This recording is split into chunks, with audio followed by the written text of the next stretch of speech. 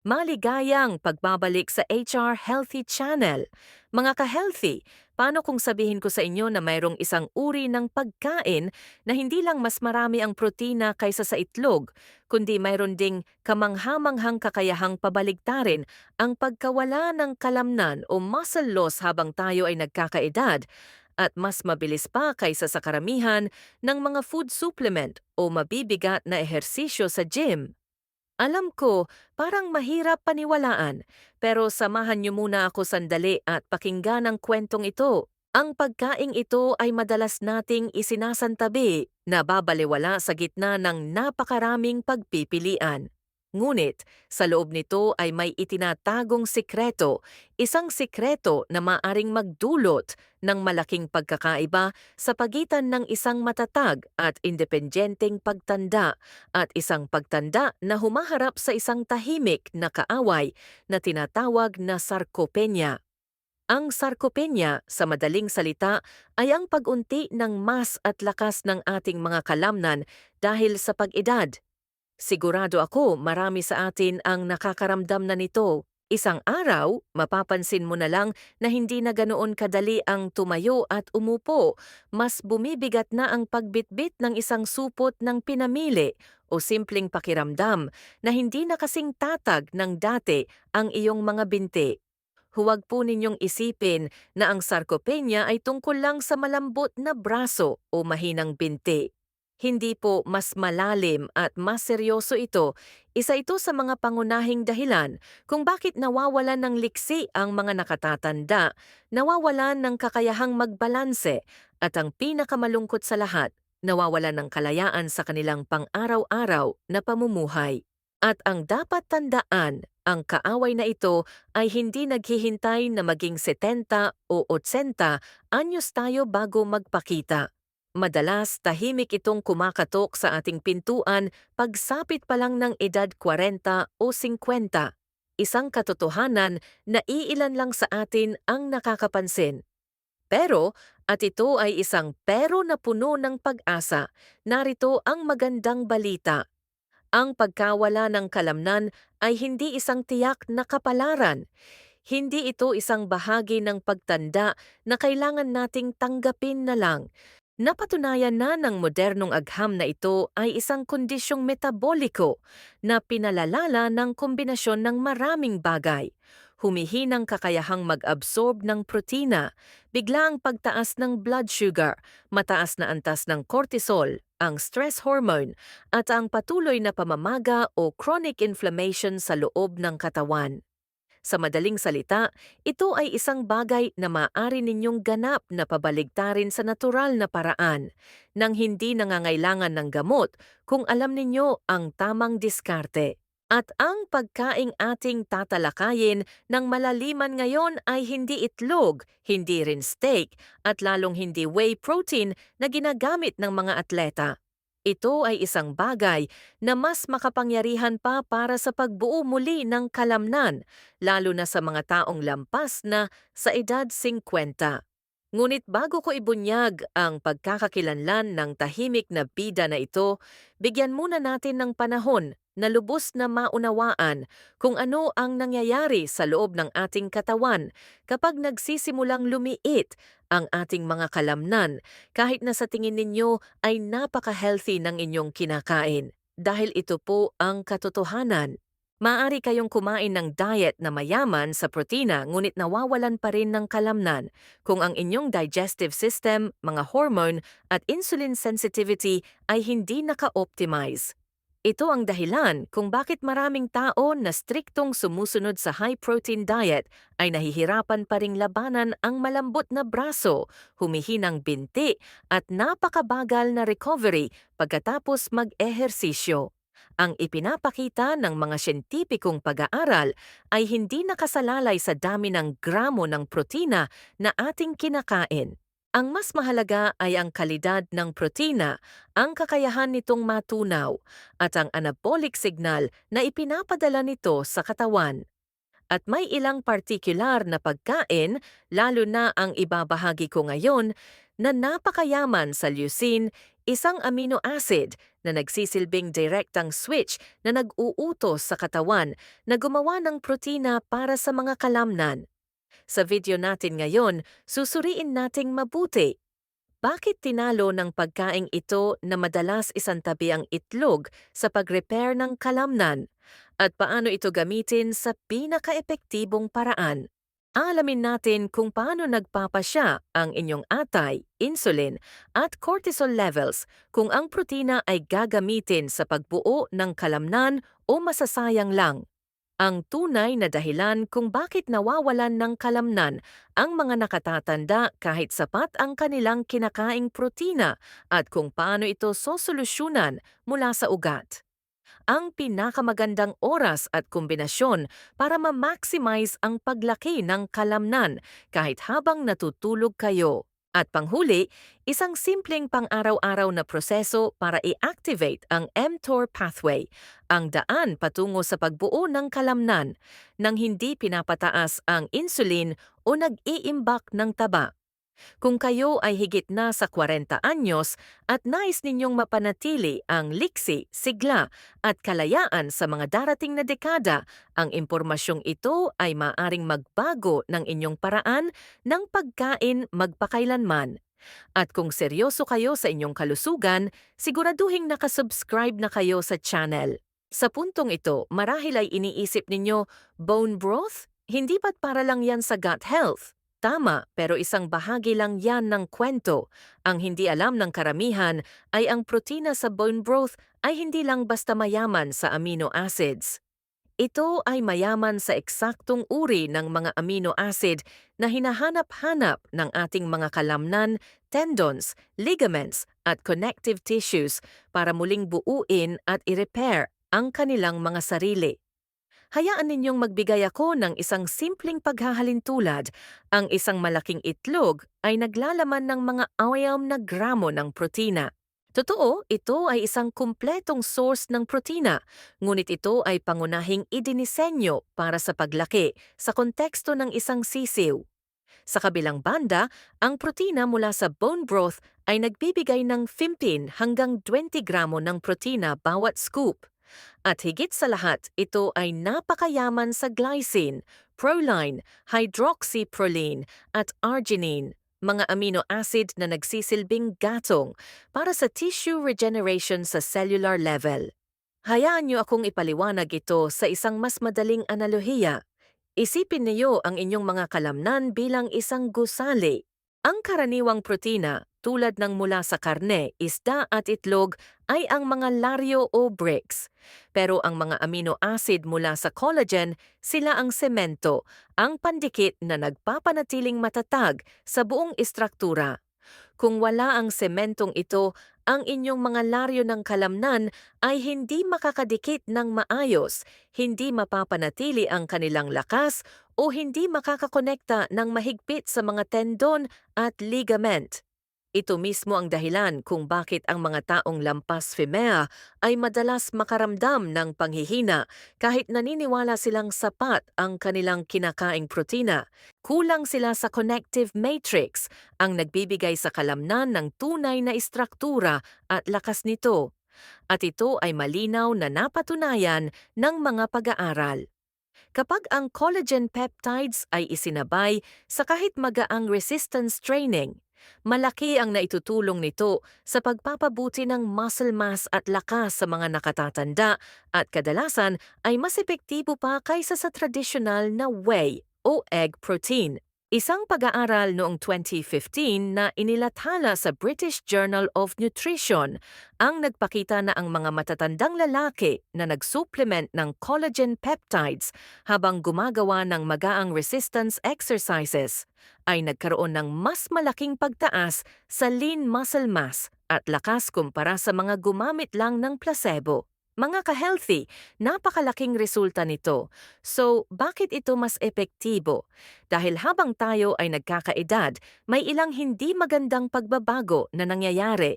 Bumababa ang ating stomach acid, nagiging hindi gaanong epektibo ang ating atay sa pag-convert ng mga amino acid at ang ating mga tissue ay nagiging hindi na gaanong tumutugon sa insulin. Lahat ng ito ay nagpapahina sa kakayahan ng katawan na gamitin ang protina. Ang protina mula sa bone broth ay pre-hydrolyzed na, ibig sabihin, ito ay hinimay na sa maliliit na peptides, kaya napakadali nitong matunaw at maabsorb, kahit na ang iyong digestive system ay hindi na gumagana sa pinakamainam na estado. Bukod pa riyan, napakababa nito sa methionine at napakataas sa glycine, isang kombinasyon na napatunayang sumusuporta sa mahabang buhay sa pamamagitan ng pagbalanse ng methylation at pagbabawas ng pamamaga. Kaya hindi ka lang nagpapalaki ng kalamnan, pinapatay mo rin ang mga proseso ng pamamaga na nagpapabilis sa pagkasira ng kalamnan. At ito ang tunay na malakas na punto. Ang protina mula sa bone broth ay hindi nagpapataas ng insulin tulad ng ibang protein powders. Ibig sabihin, maaari mo itong inumin sa panahon ng iyong fasting window o bago matulog nang hindi nakakaabala sa proseso ng fat burning o autophagy ng iyong katawan. Kaya narito ang isang simpleng proseso na maaari mong simulan kaagad. Isang scoop, katumbas ng 15 hanggang 20 gramo ng grass-fed beef bone broth protein araw-araw. Ihalo ito sa maligamgam na tubig o i-blend kasama ng kaunting MCT oil at cinnamon para sa dagdag na benepisyo sa metabolismo. Inumin ito sa gabi o pagkatapos mag-ehersisyo para ma-maximize ang recovery at muscle synthesis. Kung nakakatulong ang impormasyong ito, isaalang-alang ang pag-subscribe sa channel. Nag-a-upload ako ng ganitong content araw-araw. Lahat ay dinisenyo para tulungan kang kontrolin ang iyong metabolismo, enerhiya, at haba ng buhay gamit ang mga simpleng science-proven na paraan. Ngayon, mas palalimin natin kung bakit ang muscle loss ay hindi dahil sa edad at kung paano tahimik na pinipigilan ng mga hormone, sistema ng panunaw at paggana ng atay ang protina na gawin ang trabaho nito.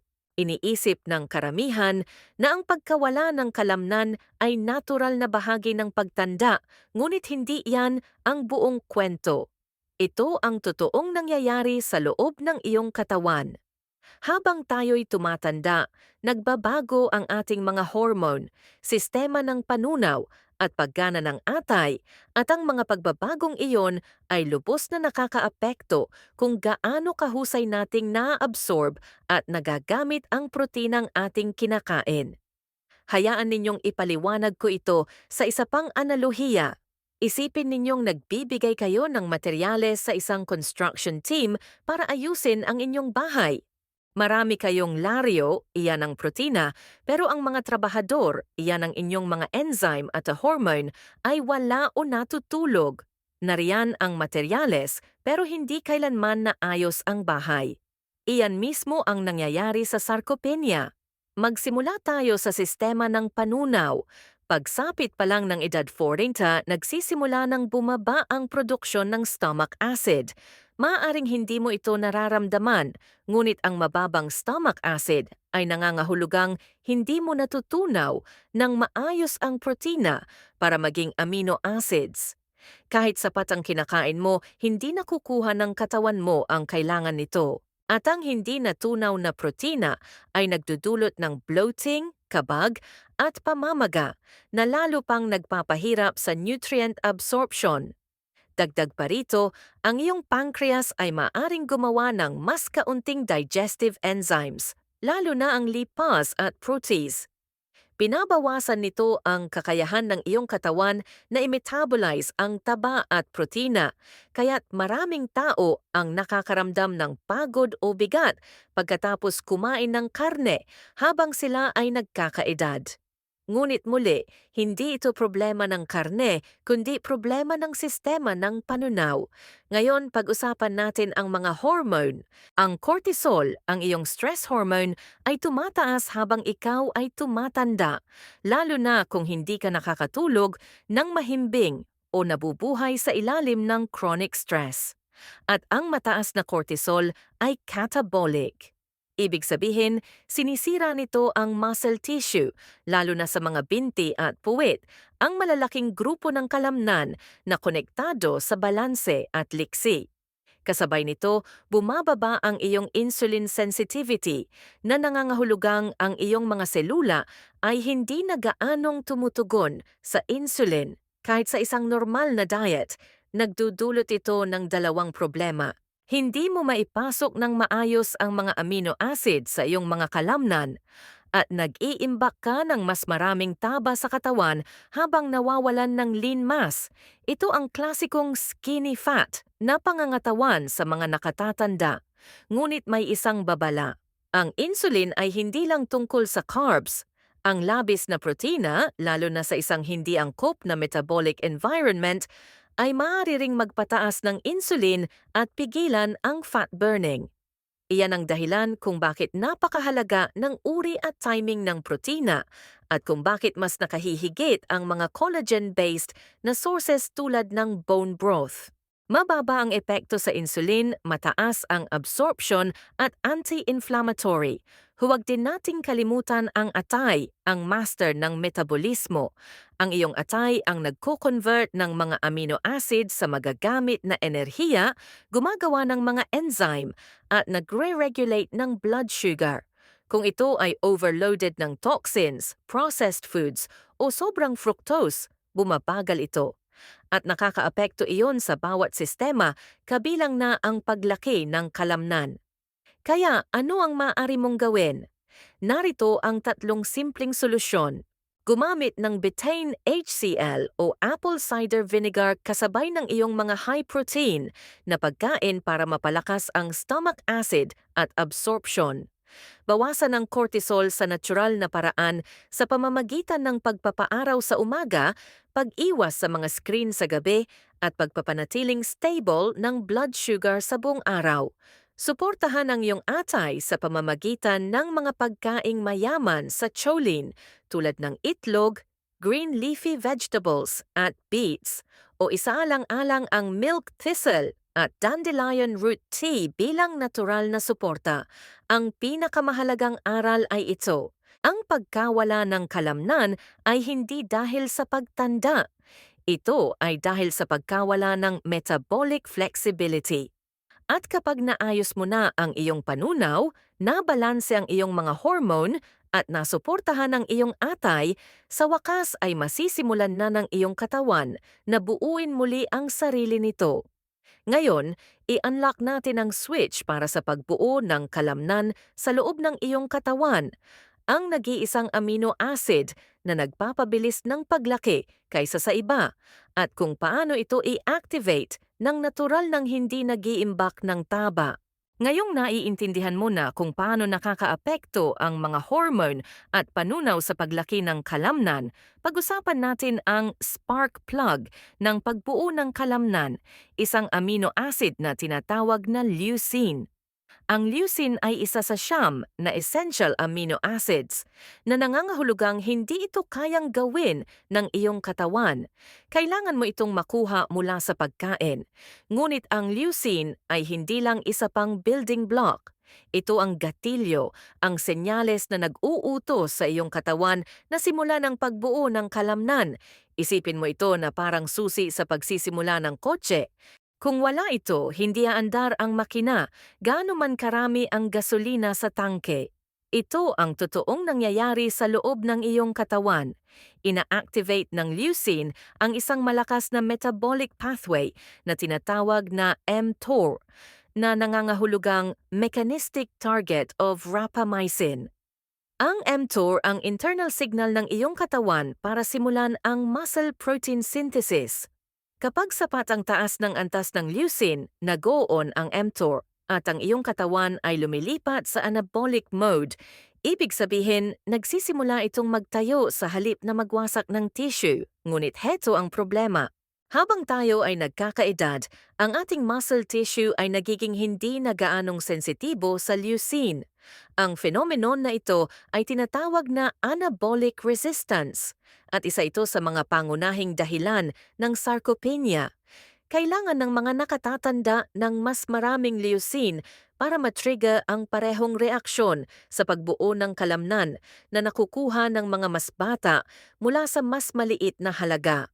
Kaya kung ikaw ay higit sa 500 at umaasa lang sa kilo o 15 gramo ng kahit anong protina, maaaring hindi mo pa naaabot ang threshold para mag-stimulate ng muscle repair. Ipinapakita ng mga pag-aaral na ang minimum leucine threshold para sa mga matatanda ay nasa 2.5 hanggang 3 gramo bawat kainan. Iyan ang kailangan para i-activate ang mTOR at simulan ang makabuluhang protein synthesis. Para magkaroon ka ng ideya, ang isang itlog ay mayroon lamang 0.5 gramo ng leucine. Ibig sabihin, kailangan mong kumain ng 5 hanggang 6 na itlog para lang maabot ang threshold na iyon. At kahit na, depende pa rin iyon sa iyong panunaw at insulin sensitivity. Dito pumapasok ang protina mula sa bone broth, mga collagen blend, o kahit na mga pagkaing mayaman sa leucine tulad ng grass-fed beef, pabo, o fermented soy tulad ng tempeh. Pero maaari pa nating pagbutihin ito. Kung gusto mo talagang i-activate ang paglaki ng kalamnan, narito ang isang prosesong napatunayan ng agham. Kumain ng isang pagkain o uminom ng isang smoothie na mayaman sa leucine sa loob ng 30 minuto pagkatapos ng resistance training. Ito ang oras kung kailan pinakasensitibo ang iyong katawan sa mga amino acid at nakakatulong itong malampasan ang anabolic resistance na dulot ng edad. Isama ang mga 3 hanggang 4 na onsa, 85-115 gramo, ng grass-fed beef o isang scoop ng dekalidad na bone broth protein o 2 scoop ng collagen peptides kasama ng dagdag na leucine o glycine. Isabay ito sa mga fat hanggang 10 gramo ng healthy fats tulad ng olive oil o MCT para bahagyang pabagali ng absorption at mapanatili ang sustained availability. Isang pag-aaral na inilathala sa Journal of Nutrition ang nagpakita na ang isang essential amino acid supplement na pinayaman sa leucine ay nagpabuti ng muscle mass at lakas sa mga matatanda kahit walang high-intensity exercise. Ganoon kalakas ang leucine, so ibig sabihin ba ay dapat ka nang magsimulang uminom ng leucine powder? Hindi naman. Ang leucine ay pinakamahusay na gumagana sa tamang konteksto na may tamang suporta sa panunaw, stable na blood sugar, at sapat na resistance stimulus. Isipin mo ito bilang bahagi ng isang sistema, hindi isang magic bullet. At ito ang dahilan kung bakit napaka-epektibo ng bone broth protein. Hindi lang ito naglalaman ng leucine at glycine, ito rin ay pre-digested, sumusuporta sa iyong gut lining at hindi nagpapataas ng insulin. Ito ay isang napakalakas na kombinasyon. Kung nakatulong sa iyo ang pagsusuring ito, siguraduhing i-like ang video at mag-subscribe sa channel. Pinag-aaralan natin ng malaliman kung paano gamitin ang pagkain, agham at metabolismo para muling buuin ang lakas sa natural na paraan. Ngayon, pag-usapan natin ang timing dahil kung kailan ka kumakain ng protina ay kasing halaga ng kung ano ang iyong kinakain, lalo na kung gusto mong magtayo ng kalamnan kahit habang natutulog. Kung kumakain ka ng tamang uri ng protina pero hindi pa rin nakikita ang mga resulta, malamang na napapalampas mo ang golden window of opportunity. At iyon ay kasing halaga ng pagkain mismo. Balikan natin sandali ang mga pangunahing kaalaman sa pisyolohiya. Hindi lumalaki ang iyong kalamnan habang nag-e-ehersisyo ka. Lumalaki ito kapag nagre-recover ka, lalo na sa malalim na tulog. Kung kailan nasa kasagsagan ang human growth hormone, HGH, at ang iyong katawan ay nasa full repair mode. Ngunit para magbigay ng gasolina sa proseso ng pag-aayos sa gabi, kailangan ng iyong katawan ang tamang nutrients sa tamang oras. Heto ang problema. Maraming tao ang kumakain ng pinakamalaking pagkain nila sa umaga, nilalaktawan ng hapunan, o kumakain ng isang magaan at high-carb na merienda bago matulog. Nagdudulot ito ng dalawang problema. Nagkukulang ang katawan sa mga kinakailangang amino acid sa gabi kung kailan pinakaaktibo ang tissue repair. At ang pagkonsumo ng carbs sa gabi ay nagpapataas ng insulin at pinipigilan ang parehong growth hormone at fat burning. Kaya paano natin ito aayusin? Narito ang isang proseso na madalas kong ipinapayo sa aking mga pasyente. Kainin ang iyong pinakamayamang pagkain sa leucine at collagen sa gabi, mga 1 hanggang 2 oras bago matulog. Tinitiyak nito ang isang matatag na daloy ng mga amino acid sa pinaka-anabolic na yugto ng iyong circadian rhythm. Iwasan ang mga carbs at matatamis na pagkain bago matulog. Bakit? Dahil magkalaban ang insulin at growth hormone. Kung mataas ang insulin, pinipigilan ang growth hormone na nangangahulugang mas kaunting tissue repair, mas kaunting fat burning, at mas mahinang recovery.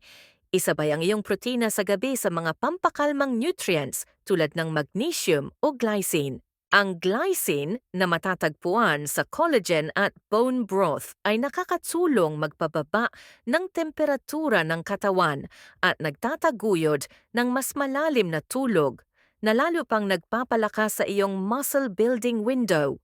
Hayaan ninyong ilarawan ko ito sa isang construction site. Sa araw, magulo ang site. May mga sasakyang pumapasok at lumalabas. May mga materyales na idinideliver, may ingay, at mga distraction. Pero sa gabi, tahimik ang lahat. Dito pumapasok ang mga espesyalistang manggagawa at sinisimula ng trabaho ng muling pagtatayo. Pero kung hindi mo sila bibigyan ng materyales, ibig sabihin, dekalidad na protina at glycine, wala silang gagawin. Ang resulta ay isa na namang gabi ng nasayang na oportunidad. Ipinakikita ng agham na ang pagkain ng isang mabagal na natutunaw na protina na mayaman sa leucine at glycine bago matulog ay nakakatulong sa pagpapabuti ng overnight muscle protein synthesis at sumusuporta sa metabolic health. Isang pag-aaral noong 2012 sa journal na Medicine and Science in Sports and Exercise ang nagpakita na ang pagkonsumo ng kasein, isang slow-release protein, bago matulog ay nagpabuti ng muscle protein synthesis sa mga matatanda kumpara sa overnight fasting. Ang protina mula sa bone broth ay gumagana sa parehong paraan nang walang mga isyu sa dairy o epekto sa insulin. Narito ang isang madaling gawain sa gabi para sundan mo. Hapunan bandang 6 hanggang 7 ng gabi. Magaang protina, steamed vegetables at healthy fats. Isang protein smoothie bandang 8:30 hanggang 9 as ng gabi. Isang scoop ng grass-fed beef bone broth protein. Isang kurot ng cinnamon hinalo sa maligamgam na tubig o nut milk. Optional, magdagdag ng 200 hanggang 300 mg ang magnesium glycinate o 3 gramo ng glycine bago matulog para mapalakas ang recovery at lalim ng tulog. Isang huling tip, iwasan ang alak. Kahit kaunting alak ay maaring humarang sa REM sleep at pigilan ang growth hormone ng higit sa 70% sa loob ng 24 na oras. Kaya tandaan, nagtatayo ka ng kalamnan sa iyong pagtulog kung maayos ang iyong mga hormone at nutrisyon. Kung naramdaman mo na ginagawa mo na ang lahat ng tama, ngunit gumigising ka pa ring pagod at mahina, ito na marahil ang nawawalang piraso sa iyong puzzle. Ngayon, ibibigay ko sa inyo ang isang kumpletong pang-araw-araw na proseso para labanan ang sarcopenia na pinagsasama-sama ang lahat ng ating napag-usapan sa isang step-by-step na plano na maaari mong simulan ngayon din. Sa puntong ito, naiintindihan mo na ang ano at bakit. Ngayon, pagsamahin natin ang lahat sa isang praktikal, step-by-step na pang-araw-araw na gawain na maaari mong gawin kagad para pabaligtarin ang pagkawala ng kalamnan at bawiin ang tunay na lakas ng walang gamot, matinding ehersisyo o sintetikong supplement. Ang prosesong ito ay dinisenyo para sa mga taong higit sa 40, lalo na sa mga nakakaranas ng mga unang senyales ng sarcopenia. Mas mahinang binti, mas mabagal na recovery, pagnipis ng braso, o malaking pagbaba ng tibay.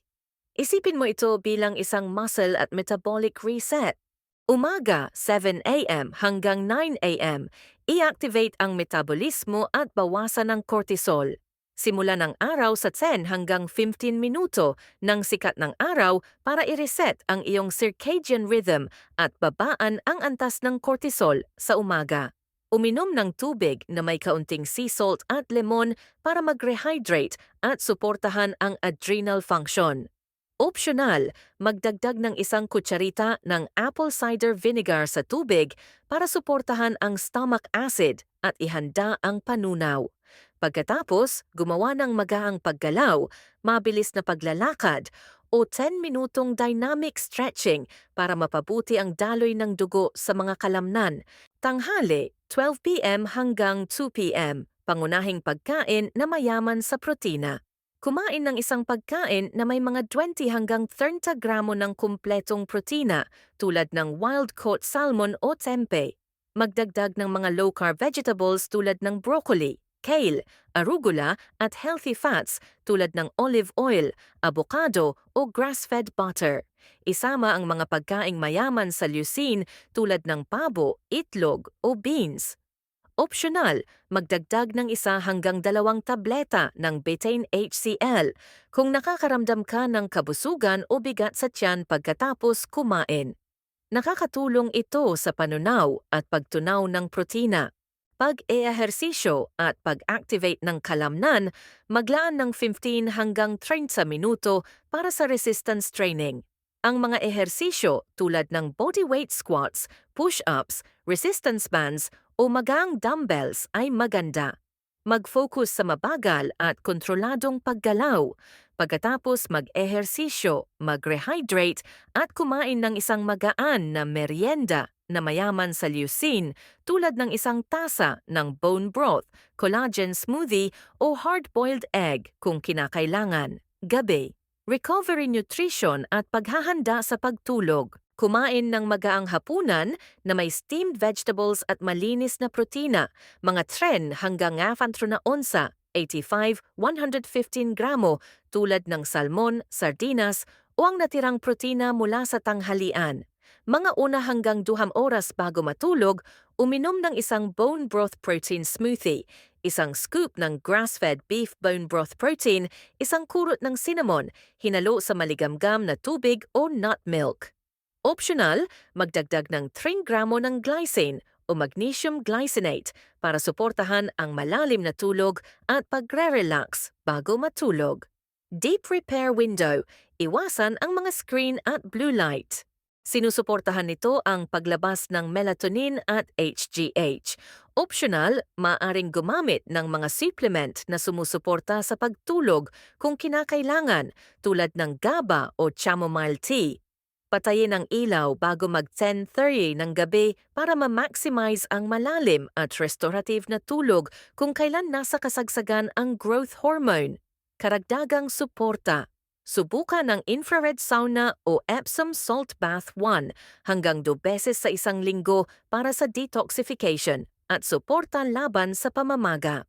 Isama ang mga pagkaing sumusuporta sa atay tulad ng beets, dandelion root tea, arugula o isang banayad na liver support formula na may milk thistle at choline. Tandaan, ang pagbuo ng kalamnan ay isang prosesong batay sa senyales. Kailangan mo ang tamang nutritional triggers, leucine, glycine, collagen, tamang hormonal environment, mababang cortisol, balanseng insulin, at pare-parehong low-impact movement para panatilihing aktibo ang senyales. Kapag inayos mo ang mga elementong ito araw-araw, kahit sa loob lang ng 2 hanggang 3 linggo, maaari kang magsimulang makapansin ng mas magandang lakas, mas maayos na postura, mas malalim na tulog, at isang mas matatag na metabolismo. Lagumin natin ang lahat. Nagsimula tayo sa isang nakakagulat na katotohanan na ang protina mula sa bone broth, mayaman sa collagen at partikular na mga amino acid ay maaaring mas makapangyarihan pa kaysa sa itlog pagdating sa pagbabalik ng muscle loss, lalo na sa mga nakatatanda. Ngunit ang kwentong ito ay hindi lang tungkol sa isang pagkain. Ito ay tungkol sa pag-unawa sa tunay na sanhi ng sarcopenia at kung ano ang pumipigil sa iyong katawan na gamitin ang protina sa paraang dapat nitong gawin. Ito ang ating natuklasan. Ang sarcopenia ay hindi dulot ng edad. Ito ay pinalalala ng metabolic decline. Ang mababang stomach acid, mataas na cortisol, insulin resistance, at mabagal na paggana ng atay ay pumipigil sa iyong kakayahang mag-absorb ng protina at magtayo ng kalamnan. Mas epektibo ang bone broth protein dahil ito ay pre-digested, madaling maabsorb, mababa ang epekto sa insulin at mayaman sa glycine at leucine, dalawang mahalagang amino acid para sa tissue repair at paglaki ng kalamnan. Ang leucine ang pangunahing switch para sa iyong mga kalamnan. Kung wala kang sapat nito, hindi ia-activate ng iyong katawan ang muscle synthesis gaano man karami ang iyong kinakaing protina. Kailangan mong maabot ang threshold na 2.5 hanggang 3 gramo bawat kainan. Mahalaga rin ang timing. Ang pag-inom ng isang collagen-rich protein shake bago matulog ay sumusuporta sa overnight muscle repair kung kailan natural na mataas ang growth hormone. Ang window na ito ay madalas na napapalampas at ang paggamit nito ay maaaring lubos na mapabuti ang iyong mga resulta. Ang isang pang-araw-araw na gawain na nagkakasundo sa pagkain, paggalaw, panunaw at pagtulog ay lumilikha ng perpektong kapaligiran para sa iyong katawan na muling magtayo ng kalamnan, magpanumbalik ng enerhiya at tumanda ng malakas. Ngayon, ito ang iyong susunod na hakbang. Subukan ito ngayong gabi. Maghalo ng isang scoop ng de-kalidad na bone broth protein sa maligamgam na tubig na may kurot ng cinnamon. Inumin ito 90 minuto bago matulog. Isabay ito sa semen hanggang 10 minuto ng magaang stretching o deep breathing. Pagkatapos, obserbahan kung ano ang pakiramdam mo kinabukasan. Mas malakas ba ang pakiramdam? Mas malalim ba ang tulog? Mas stable ba ang enerhiya? Dito nagsisimula ang tunay na pagbabago sa isang maliit at tuloy-tuloy na gawain. At kung ang video na ito ay nagbigay sa iyo ng kahit anong halaga, isang bagong kaalaman, isang malinaw na proseso, o simpleng motibasyon para bawiin ang iyong kalusugan, inaanyayahan ko kayong i-like ang video at mag-subscribe sa channel. Nag-a-upload ako ng ganitong content araw-araw para tulungan kang i-optimize ang iyong metabolismo, enerhiya at haba ng buhay sa natural na paraan. Hindi mo kailangan ng gamot para manatiling malakas. Kailangan mo ng kaalaman, pagiging consistent at tamang mga gamit. Kaya mo yan. Iyon ang aking mga natutunan na nabuo mula sa maraming taon ng pagsubok at pagkakamali. Ngunit ang yaman ng kaalaman ay isang balon na sama-sama nating pinupuno. Lubos kong ikararangal na mabasa kung ano ang itinuro sa inyo ng inyong sariling paglalakbay tungkol dito. Pakishare po ang inyong kwento sa ating maliit na komunidad dito. Kung ang mga usapang ito ay nagbibigay ng kaunting liwanag sa inyong araw, lubos kong inaasahan na opisyal na kayong sumali sa aming circle. Sa pag-subscribe sa HR Healthy Channel, tinitiyak ninyo na maaari nating ipagpatuloy ang mga usapang ito ng magkakasama. Inaasahan kong makita kayong muli.